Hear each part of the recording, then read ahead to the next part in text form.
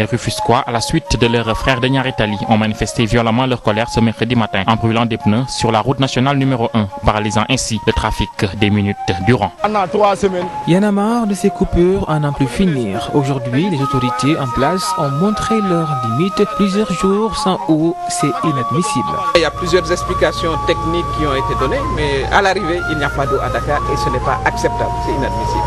Ce que l'État compte faire, c'est de situer toutes les responsabilités partout où elles se trouvent et les décisions adéquates seront prises. S'il s'agit de sanctions, elles seront prises. S'il s'agit de rupture de contrat, elles seront prises. Parce qu'il est anormal qu'on se retrouve dans une situation pareille. Nous exigeons sans délai le rétablissement sans délai de la fourniture de l'eau dans le pays, tout le pays. Et ça, il faut mobiliser toutes les possibilités pour le faire et sans délai parce que les populations ne peuvent plus supporter cette situation. La convergence des jeunesses républicaines demande au gouvernement d'ouvrir une enquête pour situer les responsabilités dans cette crise au relent de sabotage. Il ne faudrait pas que l'opposition s'essaie à attiser le feu en suscitant de la manifestation et autres. Et de ce point de vue-là, l'État va assumer sa propre responsabilité.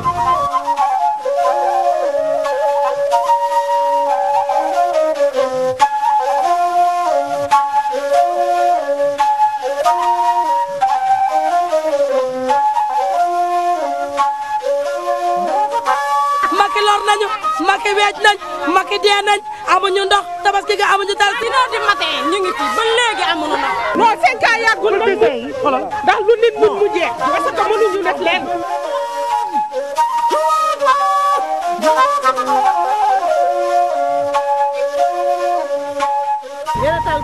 waaw parce que xam nga la moo tax coupure courant bi non coupure courant bi moo ñu sonal dañu sonn rek waaw ndox amul 10 jours mi ngi nii Sénégal mënuñu sax xoolal sangu dañu foro xeeñ xunnu dañuy entraîné duñu mën a nekk pour lan gars dañ doon kaas yaana maar bi ngi soog a tàmbali ñi ngi soog a maar instant bi la ñu maar nag te bu ndox bi ñëwul xoolal du yomb. mais lii dafa ñaaw courant bi ndox bi lan la lu tax mënuñu gérer suñu dëkk bi lan la soxna si wax ma lan la yaa quoi lan la Macky Sall sa beer yi summi ko nga taxaw ci dëkk bi wax leen maa nga def lu leer nit ñi sonn nañ la soxna si.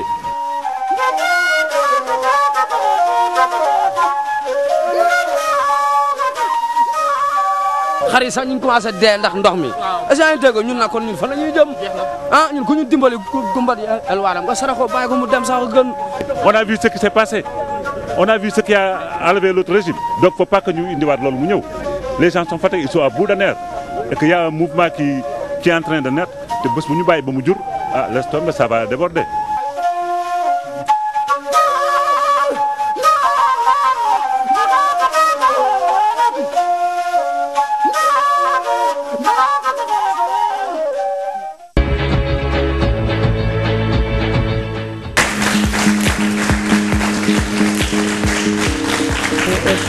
Histoire de réagir un peu par rapport à une situation que l'on pourrait qualifier d'exceptionnelle. Le mot n'est pas de trop. Je pense qu'on perd même ces mots pour qualifier cette situation. Pourquoi? Parce que c'est moins le fait qu'il y ait un accident qui a pu priver la capitale du Sénégal forte de plus de 4 millions d'habitants d'eau durant 2 semaines, mais c'est plus la gestion de cette panne, parce que je pense que les mots ont leur importance. C'est une panne qui est survenue au niveau des infrastructures qui conduisent l'eau jusqu'à Dakar. Donc depuis quasiment une dizaine de jours, la gestion de cette situation a été calamiteuse. Donc tant au niveau des autorités étatiques qu'au niveau des autorités, disons, techniques, ce qui sont, pour ne pas citer la Société des eaux et la Société nationale, la SONES. Dans le fond de cette affaire, il y a quand même quelque chose qui se dégage, c'est que je pense qu'il est temps que les autorités de ce pays, les autorités, que ce soit politiques ou techniques, ou je ne sais pas quoi, mettent en avant un principe fondamental en démocratie, fonde même pas en démocratie dans tout pays, c'est le principe de la responsabilité. ça fait 2 semaines que les Sénégalais sont privés les Dakarois, pour être précis, sont privés d'eau. Apparemment, on a du mal à nous situer les responsabilités, on a du mal à nous situer les responsables. Donc, il n'est pas surprenant qu'en fin de compte, quand il n'y ait pas de justice, si je peux me permettre le terme, que chacun tente de se faire une justice personnelle, ce qui a amené quand même hier les débordements qu'on a pu constater. Mais je pense qu'en fin de compte, les uns et les autres vont se ressaisir parce que cette affaire concerne tout bonnement tous les Sénégalais. Il n'y a pas de distinction. Donc, ça ne peut pas continuer, il faut y mettre un terme. Merci beaucoup. Maître Massokhna Kane, de mémoire de consuméristes ou de simples militants, avez-vous souvenance de la survenue d'une telle pénurie? Non, jamais de mémoire de consuméristes et même de mémoire de Sénégalais dépassant la cinquantaine. Je ne pense pas qu'un événement pareil soit survenu à Dakar. Même en temps de guerre, on ne peut pas penser qu'un tel événement puisse arriver. C'est-à-dire priver des millions de Dakarois d'eau potable pendant, on peut comprendre, pendant quelques heures, pendant un jour. Mais pendant 2 semaines, c'est catastrophique. Et l'accident qu'il y a eu, qu'on appelle incident, l'accident qu'il y a eu était prévisible. On ne peut pas avoir une concession aussi importante, avoir un tuyau aussi stratégique, aussi névralgique, un tuyau qui ravitaille toute une ville et ne pas prévoir des pannes, ne pas surveiller le tuyau jusqu'à ce qu'il éclate, ne pas prévoir des solutions alternatives et de substitution. C'est pas possible. Donc c'est une faute inexcusable et comme on l'a dit, il faut situer les responsabilités, mais l'urgence c'est de ramener l'eau dans les foyers. Merci beaucoup Abdou Khafor Touré. Quelle perception avez-vous de cette pénurie, de sa gestion et des explications qui sont quotidiennement fournies? Je crois que moi j'ai une perception simple. Je crois que la perception que j'ai, c'est la perception d'un consommateur, c'est la perception d'un citoyen, c'est la perception aujourd'hui du peuple sénégalais. C'est-à-dire le constat d'abord, c'est que nous restons 2 semaines sans eau. De mémoire de Sénégalais, c'est la première fois dans l'histoire de ce pays que cette situation se produit. La perception que nous avons, c'est que cela traduit, il faut dire les mots de manière très simple, cela traduit simplement une incompétence, une incurie et un manque notoire de sens de responsabilité. Je crois que les autorités n'ont pas été à la hauteur de leur charge pour n'avoir pas mesuré dès le départ la profondeur de la crise. Et je pense que c'est à ce niveau que le président de la République est parti aux États-Unis. Et lorsqu'on dit même le président a écourté sa visite, je pense que c'est tout simplement un effet de communication. Et je crois qu'aujourd'hui, on n'a pas besoin de communication. Les Dakarois ont besoin de savoir une seule réponse. Quand est-ce que l'eau va revenir? Vous savez, c'est là où on parle d'incompétence et d'incurie. Si aujourd'hui, cette situation de catastrophe nationale, l'État doit être en mesure de mobiliser toute l'énergie, toutes les forces, et mobiliser le génie militaire.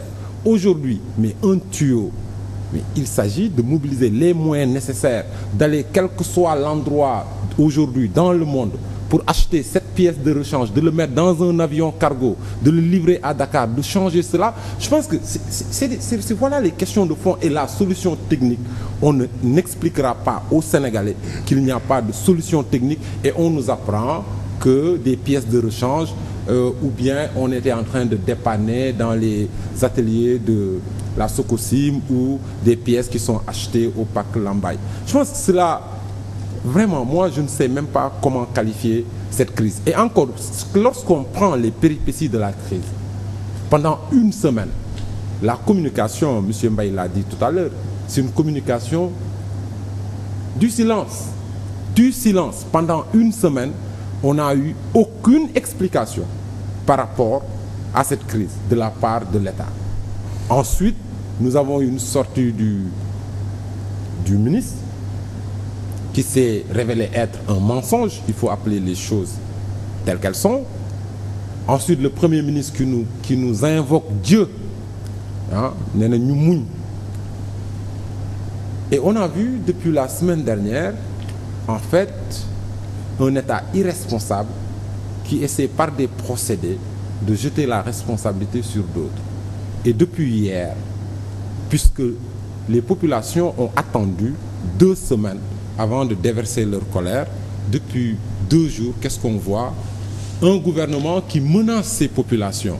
Parce que, encore une fois, la réalité, c'est pas que l'opposition qui marche, c'est pas l'opposition qui instrumentalise ce qui se passe dans la rue. Aujourd'hui, c'est les populations elles-mêmes qui sont en train de déverser leur trop-plein de colère. Qu'est-ce qu'on nous dit? Le président de la République dit que l'État est assez fort et n'est pas ébranlé. Si l'État n'est pas ébranlé par la colère de son peuple, je pense que le président ne connaît pas quelle est effectivement la force du peuple. Parce que l'État, quelle que soit sa force, elle tire cette force-là de la volonté, de la somme de la volonté individuelle, de la volonté du peuple.